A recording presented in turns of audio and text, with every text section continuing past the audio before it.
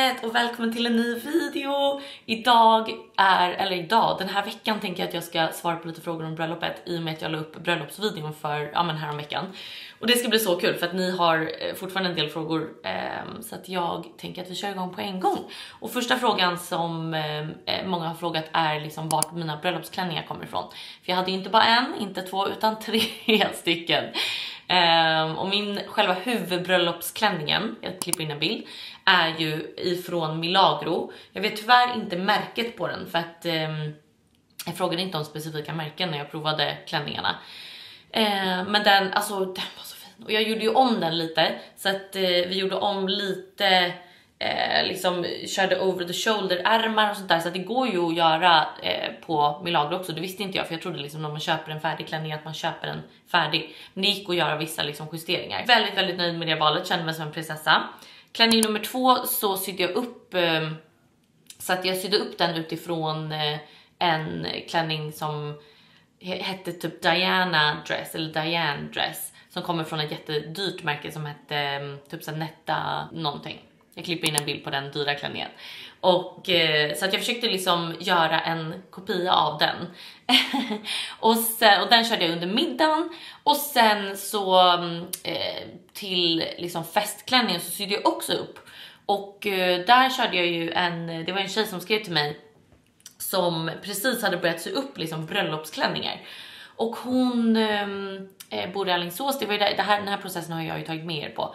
Men jag klipper in hennes Instagram också. Hon heter Design Rosenö. Och hon var så gullig så att vi sydde upp liksom en liten en kort klänning. Så det var väldigt skönt att kunna byta om till en kort klänning under liksom festen. För det hade inte gått att dansa i de andra klänningarna. Så att jag är alltså otroligt nöjd med alla 3 klänningar, måste jag ändå säga. Och nej, det blev toppen. Nu måste jag fixa mig och klä på mig för att jag ska iväg och fota med Moa. Så att vi ses snart. Jag tänkte också om det kunde vara kul att vara med och sätta ihop en outfit. Nu kommer jag bara köra en riktigt basic outfit. Men jag tänker mig tajta jeans. För en gångs skull, för jag har ju alltid mina pösiga low waist. Och den här t-shirten kändes lite rolig. Jag som inte gillar kaffe. Vad står det? Coffee first. Man var inte så passande. Men jag tyckte den var cute. Print. Och man älskar ju brunt. Okej, jag fick låna Jonas keps också. Alltså skitnice med brun keps. Jag hade inga bruna kepsar. Och sen så tror jag att det blir... Oj. En klack till. För att det är de bruna, alltså det kändes jävligt snyggt med klack till den här jackan. Dock vet jag inte om det är fult att matcha liksom keps och klackar, är det? Jag tänker att jag går i sneakers ändå, så byter jag om till klack på plats. Så får vi se vad Moa tycker. Hej Moi! Jag och Moa har tagit en liten matcha. Jag testade deras mango syraps matcha. Den var faktiskt god, men vanlig matcha var inte så god. Det smakar verkligen... Alltså, gräs smakar det, som alla säger. Nu ska vi fota lite. Nu är jag på väg till... Mickis och Janni har ett lunchevent. Och jag är jättesen. Eller jag är 20 minuter sen. Jag har dock redan meddelat. Hej! Förlåt att jag är ingen fara. Vill du ha vilket? Ja, jättegärna. Med alkohol eller utan? Jag kan ta med. Med? Ja. Hej! Länge sedan. Verkligen. Och alltså förlåt, men vilket otroligt event för den här dagen. Eller hur?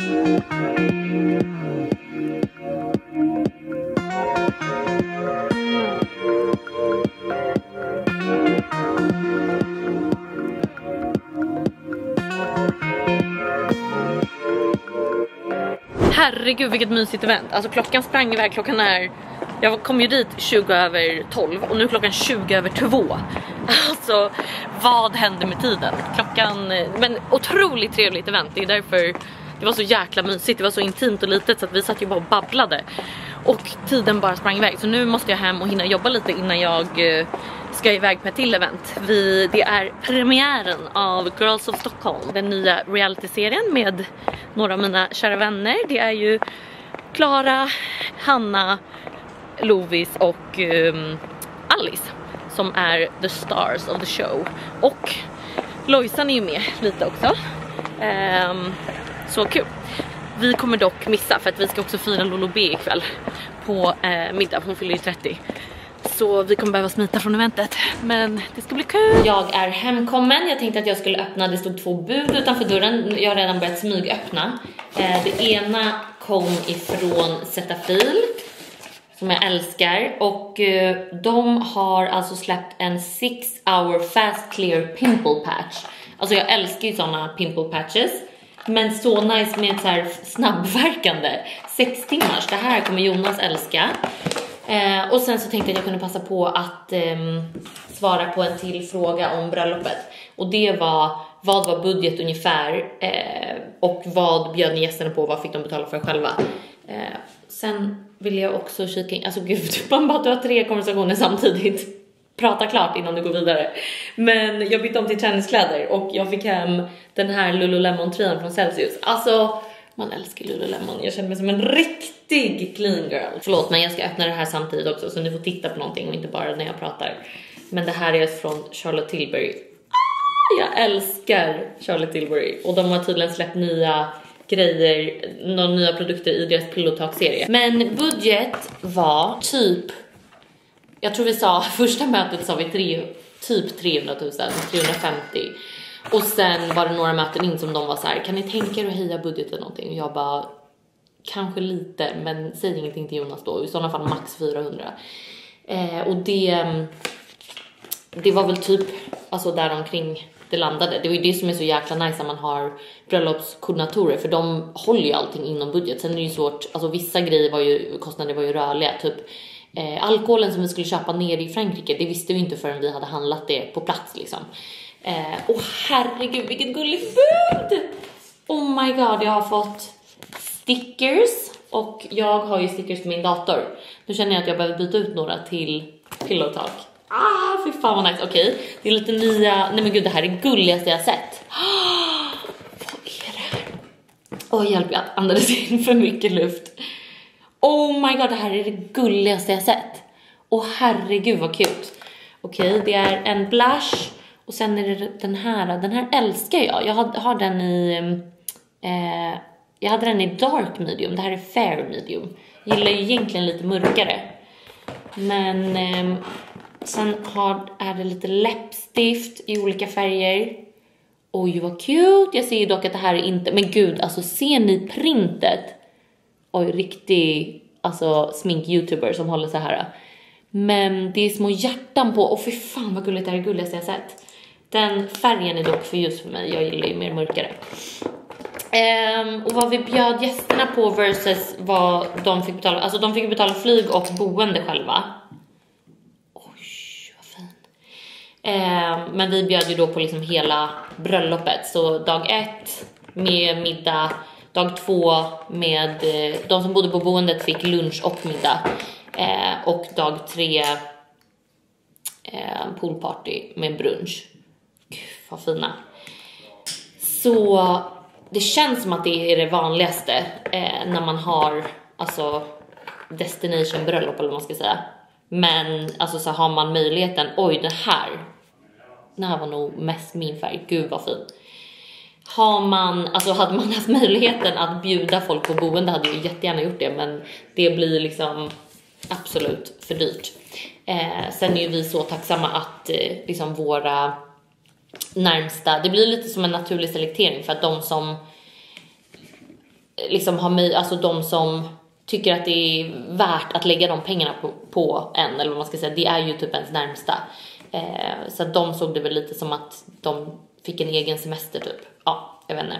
Jag är väldigt tacksam för att folk liksom flög till Frankrike för vår skull i alla fall. Så vi bjöd ju då på liksom dagarna där nere, så att de inte hade så mycket utgifter när de väl var där nere. Men, och de som bodde på boendet med oss, då betalade ju vi liksom in hela boendet, och sen fick liksom gästerna swisha till, alltså när de osade till oss. Men då hade ju vi också satt ett pris, så att det var ju mycket billigare än vad det egentligen kostar att bo där liksom. Så att vi betalade ju av en stor summa, men sen så fick man ju in då lite, en liten del av vad det egentligen kostar att bo där. Men ja, alltså jag saknar bröllopet. Nu ska jag gå och hämta paket och lite sånt. Kändes det som en riktig kändis. Vi blev precis fotade där. Och nu är vi då på Girls of Stockholm-premiären. Oj, oj, oj. Alltså jag älskar att vi kommer före stjärnorna. Och att de frågade, är ni här? Det är klart att vi är här. Där har vi stjärnorna.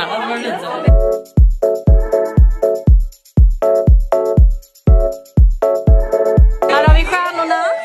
En stjärna. Spiller här. Jag mår bra. Stjärna nummer 2, gärna. Här, mamma, din premiär än. Här har vi storstjärna. Nu är det min tur. Nej, på dig. Här har vi sista stjärnan. Fan vad snygg. Och tack för senast. Och tack för senast. Det var jag och Lot att tacka henne för. Inget att tacka henne. Jag hade ingen aning om det. Att du var ledsen. Nej men det var väl uppenbart. Jag tror inte de... Nu förlåt, ni fattar ingenting. Det vi pratar om hjärtutfält. För det blev... Jag och Jussi bråkade som fan tack för. Nej men nu. Jag blev så full att jag grät på klubben.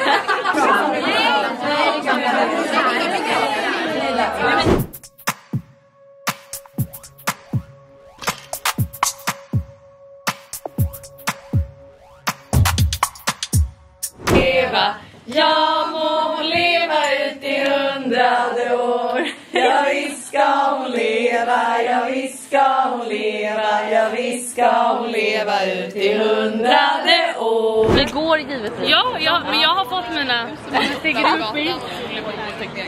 Eller? Ja, 17 000 steg. Nej, det är så jävla duktigt. Men det är så härligt att få lite frisk luft. Ja, men jag kan gå. Så länge benen orkar. Hej då älskling, hej då. God morgon, det är en ny dag. Det är fredag och jag har varit på Hur mår den här då? Åh herregud, det är som jag ståltrådde den. Världens mysigaste morgon, jag har varit på morgonpromenad med min älskade syster. Och klockan är typ 8:10. Det är fredag, fan. Alltså nu, jag har fredagsfeeling tror jag. Jag håller på att göra bananpannkakor till Frulle. Jag trodde att Jonas skulle vara lite bakis för att han var på AV igår. Men han mår bra. Men jag tänkte att jag ändå skulle vara gullig och göra lite frukost. Mina bananpannkakor, nu var det länge sedan jag gjorde. Men jag brukar göra med, nu körde jag 2 ägg, 2 bananer och så mixar jag havregryn först så att det blir lite som ett mjöl. Och så bakpulver, så blir de fluffy. Ibland har jag lite mjöl också bara för att så här tjocka till dem lite. Otroligt.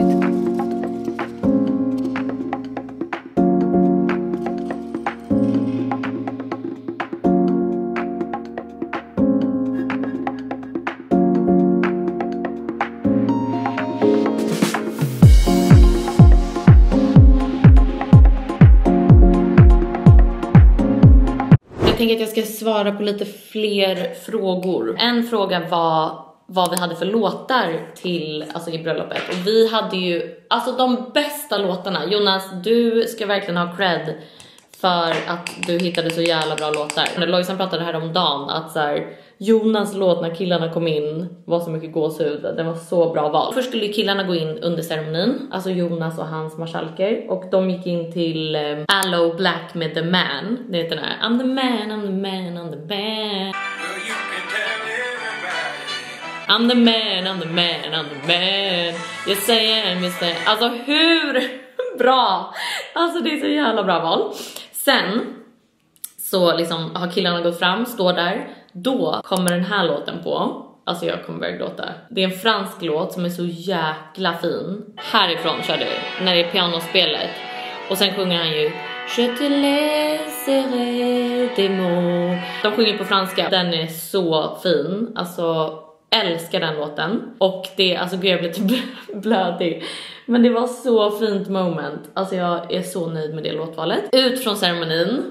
Alltså det här var så vibe. Jag är så nöjd. Jag är faktiskt nöjd. Älskling, jag är nöjd över att jag hittade den som vi gick ut till. Och ni som är typ i min ålder har ju sett Eurotrip förmodligen.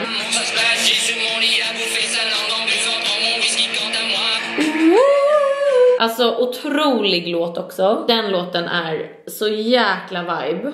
Så den sprang vi ut till. Och sen behövde vi också ha en ingångslåt. Alltså förlåt, ska jag ta bort det här? Ni bara, jag kan inte fokusera. När vi gick in till middagen så hade vi Will Smith med Miami. Och det är ju min och Jonas låt. För att Jonas brukade spela den typ i början av vår relation. Om vi var typ ute på promenad eller någonting. Och så gick den på i lurarna.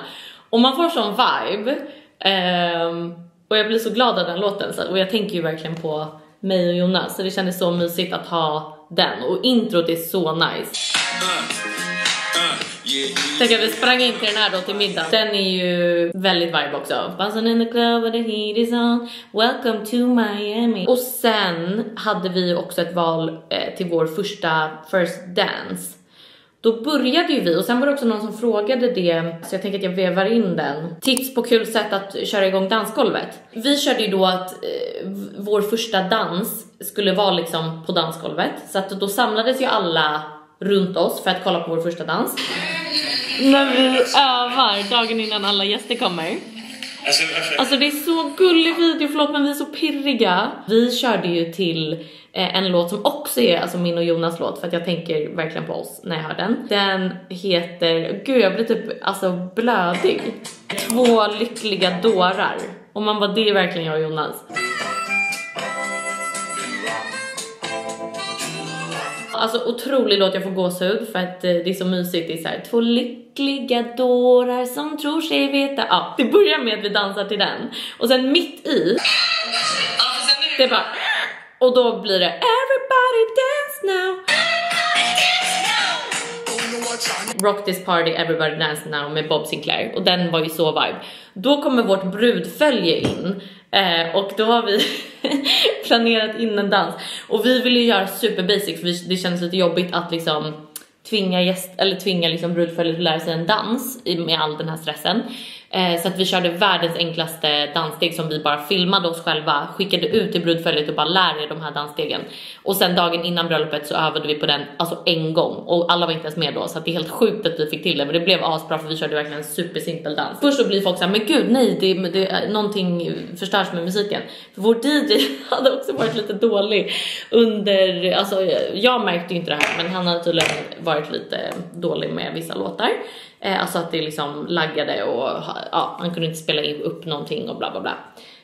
Så när det här hände så trodde ju folk att det var strul med musiken. Men så kommer hela brudföljet in och bara sätter på sig solglasögon, och så kör ju vi liksom vår koreografi. Och när det är klart, då märker ju alla att liksom dansen är klar.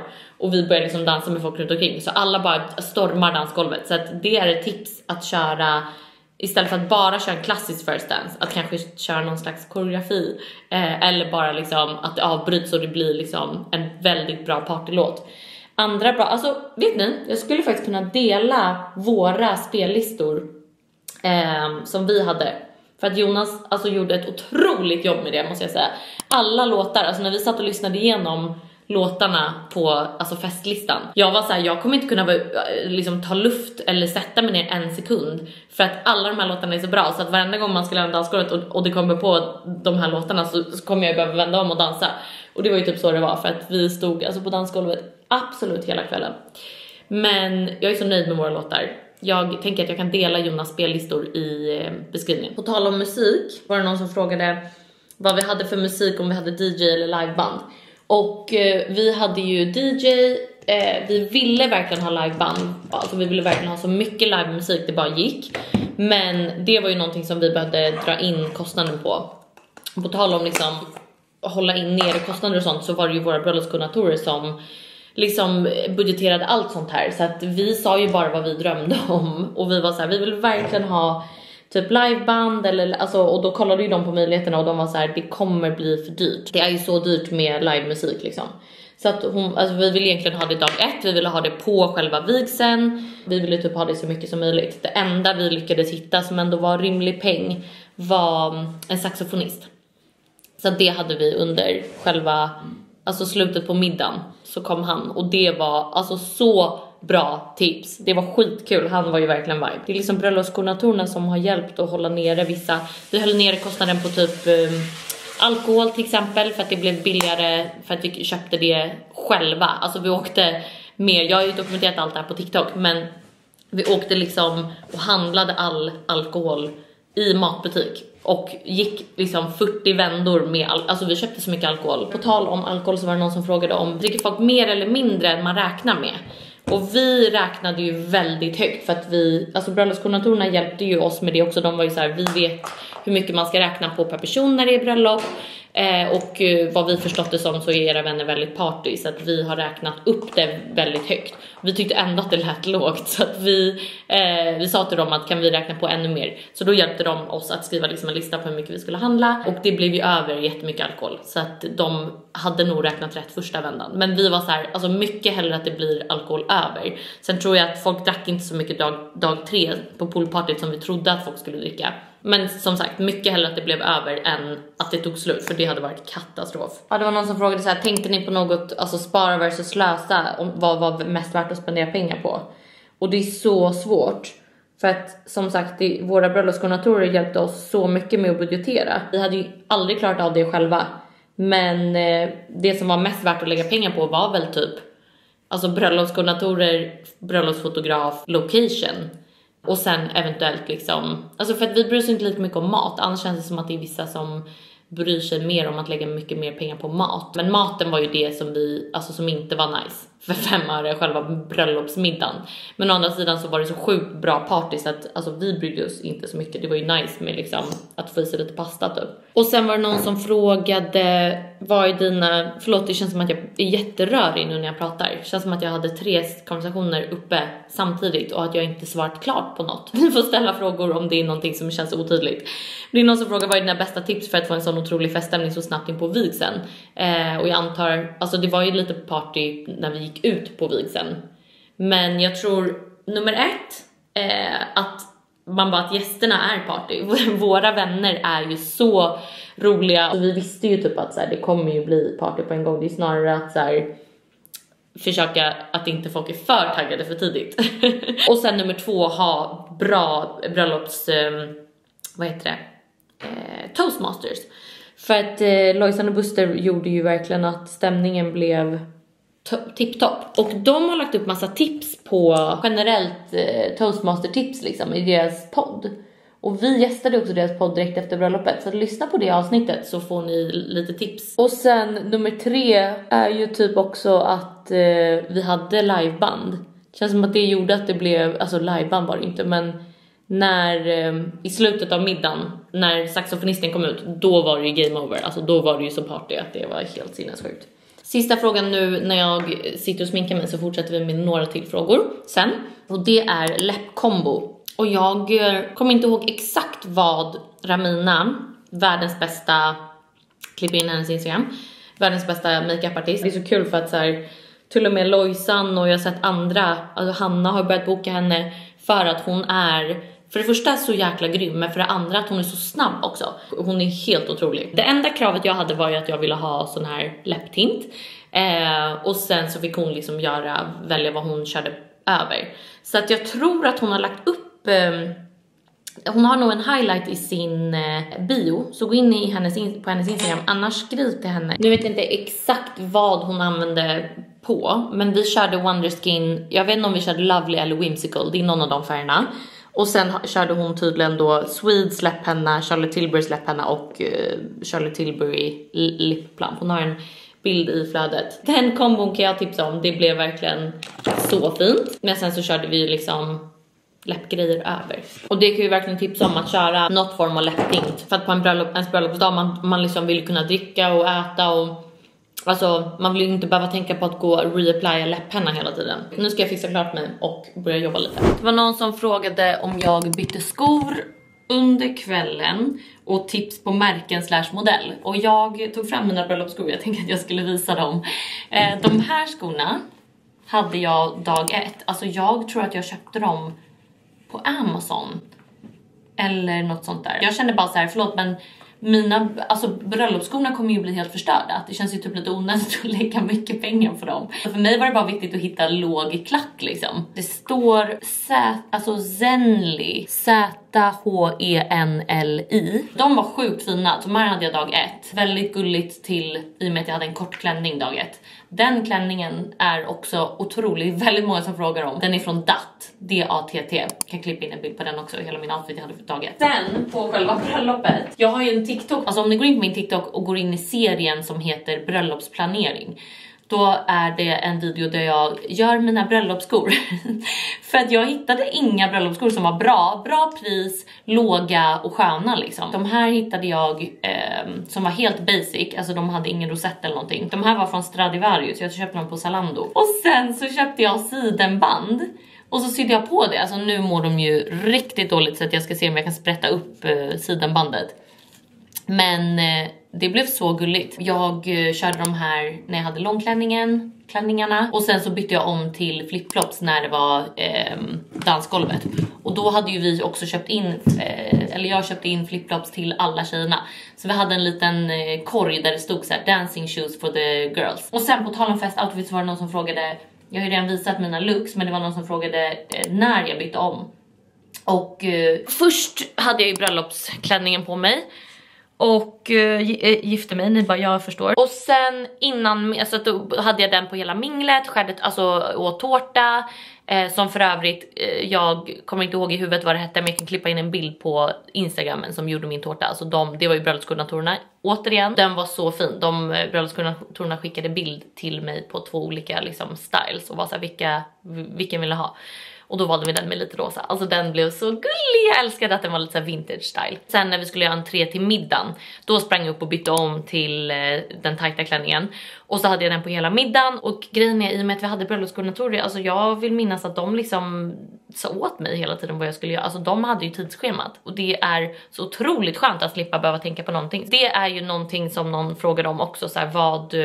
Jag tänker att jag kan gå igenom det lite mer ingående senare. Men så här, saker jag är nöjd med. Om man har möjlighet så tycker jag verkligen att man ska ha bröllopskoordinator. För att det var verkligen...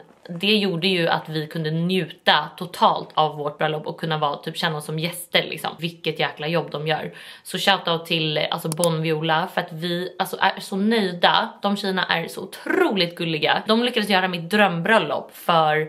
en alltså rimlig peng. Det är helt sjukt. Jag har bytt om, ska iväg och ta en liten bild. En fråga vi fick också var vad exakt det hette som vi gifte oss på och vad ungefär det kostade.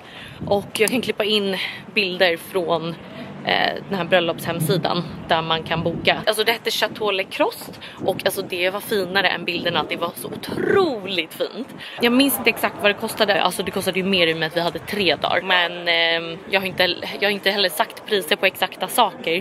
För jag tänker att det är bättre att man ber om offert i och med att det beror helt på vilka datum och hur många människor man är och sånt. Det var även någon som frågade hur arrangerade ni limoncello-flaskorna i bokstavsordning eller per bordsnummer?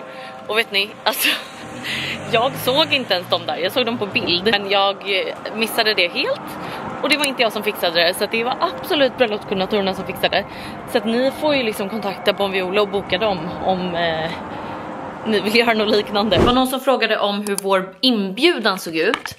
Och det här är ju, alltså för det första så ska jag visa inbjudan. Men det här är också ett tips på en bröllopspresent. För att vi fick den här som vi har i bokhyllan av Jonas mamma. Då står det liksom Josefin och Jonas 9 oktober 2024. Det är liksom som en coffee table book. Men inuti så ligger det minnen från bröllopet. Här är inbjudan. Jag tänker att jag kan klippa in en bild på hur den såg ut liksom när den var ny. För den hade ju ett så här jättefint band och sånt. Nu vet jag inte vart det bandet har tagit vägen.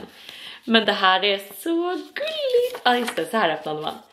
Så att för det första så här ljus babyrosa färg. Väldigt Jonas gillar ju också rosa. Och sen öppnar man och då är det liksom inbjudan här. Och då är det illustration av vår bröllopslocation. Så att det här är liksom Chateau Le Crost. Och så står det datum. Alltså det känns så konstigt nu att läsa Josefin Lavold. Josefin Lavold och Jonas Svanberg. Och sen i den här fickan så var det lite men lite schema. Jag älskade också att när man lägger dem så här så ser man den också. Information och så schema. Och schema, då var det liksom lite vad som händer under dagarna. och lite illustrationer, och jag älskar de här illustrationerna. Och sen här information, nu vet jag inte om hemsidan finns kvar men jag tar bort QR-koden. Lite så här info om övernattning, tal, ja lite sånt. Alltså så cute. Jag är faktiskt väldigt nöjd med inbjudan, och även den är ju givetvis Bon Viola som har designat Tutti Balutti. Jag fick flytta mig för att solen blev så stark så ni ser ingenting. Alla bilder jag klippt in också från bröllopet och så är ju Ingrid Tjärnström som har tagit. Alltså shoutout till henne också för att hon tog de finaste bilderna. Hon förstod exakt min liksom vibe och vad för typ av bilder jag ville ha. Hon var jättesnabb på att redigera, alltså topp. Hon var bara så otrolig och hela hennes team var så duktiga. Vi är verkligen så jäkla nöjda med alltså i princip alla våra leverantörer vi hade, förutom egentligen kanske maten då. Och på tal om det så var ju en fråga, saker du är nöjd över att ni gjorde på bröllopet, något ni ångrar att ni gjorde, något som inte gick som planerat, något ni ångrar, vad det mest minnesvärda och mest onödiga efterhand. Ja men lite liknande frågor.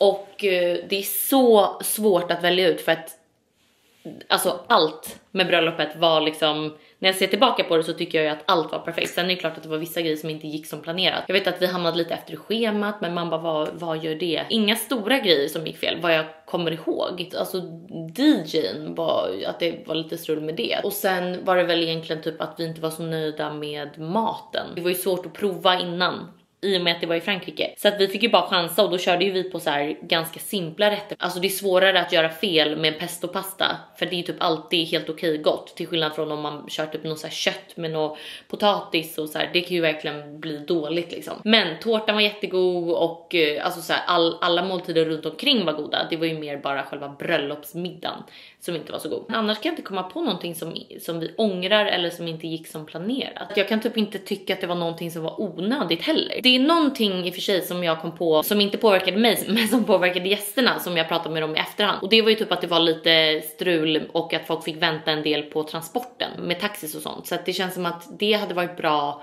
om man kanske hade förbeställt bilar, och samtidigt svårt för det kanske hade blivit jättedyrt att de bara ska stå där och vänta liksom. Det känns som att vi gjorde det bästa av situationen med tanke på att vi var mitt ute liksom i ingenstans. Men det vet jag att det var några gäster som var så här, det kanske man hade kunnat tänka på att så här, se om det gick att lösa med taxis mer i boka vissa tider typ. Vi la ju också till, kom jag på, en extra så att vi hade liksom ett team om 3 stycken fotografer, och det är någonting jag verkligen så här uppskattat nu i efterhand med tanke på liksom allt material vi fick. Så vi hade en som fotade, Ingrid, hon fotade ju både digitalt och analogt. Det är någonting ni verkligen borde be om, för att det, alltså viben på de bilderna, det känns så tidlöst och så kul och fint. Och sen hade vi ju en filmare då, och det var Ingrid vi hade bokat, och sen så var det hon som liksom tog in hennes team liksom. Så en filmare som hette Sandra, och sen en fotoassistent eller man ska säga, som då hjälpte med typ drönare och hjälpte med alltså foto nummer 2 och lite sånt där. Och det behövs ju typ, för att man behöver ju så här lite olika vinklar. Tänk när jag till exempel går in, då vill vi ju ha både liksom Jonas reaktion, men man vill ju också filma när jag går in till ceremonin. Så det var ett väldigt bra beslut vi tog. Eventuellt kanske hade bangat att ha en andra klänning under middagen. Å andra sidan så jag var rädd inför det, att jag var så här, jag vill typ inte missa festen, så jag vill inte vara iväg och byta om. Men det tog ju verkligen literally 5 minuter, och vi fick ändå inte gå ut för att alla skulle sitta ner och vi skulle vänta på att vi skulle göra vår entré. Så att vi satt ju ändå och väntade där i typ 10 minuter. Då gick det ju bra att jag ändå bytte om då under den tiden. Så att nej, alltså på riktigt, jag kan inte komma på någonting som vi ångrar. Men ställ gärna mer frågor om ni har, om det är någonting specifikt ni undrar över eller som ni behöver tips på. Men som sagt, tips att lyssna på. Jag har ju gästat både Bröllopsguiden och Lojsan och Busters podd, och där känns det som att jag har lite mer liksom input, eller vad man ska säga. Jag tänker att det får vara allt för den här vloggen. Det känns som att den här vloggen blev väldigt lång. Jag hoppas att det är okej och att ni orkat kolla hela vägen. Jag älskar er hörni. Glöm inte att prenumerera. Gör det bara. Var lite schysst för fan. Jag älskar er. Vi ses nästa vecka. Mwah.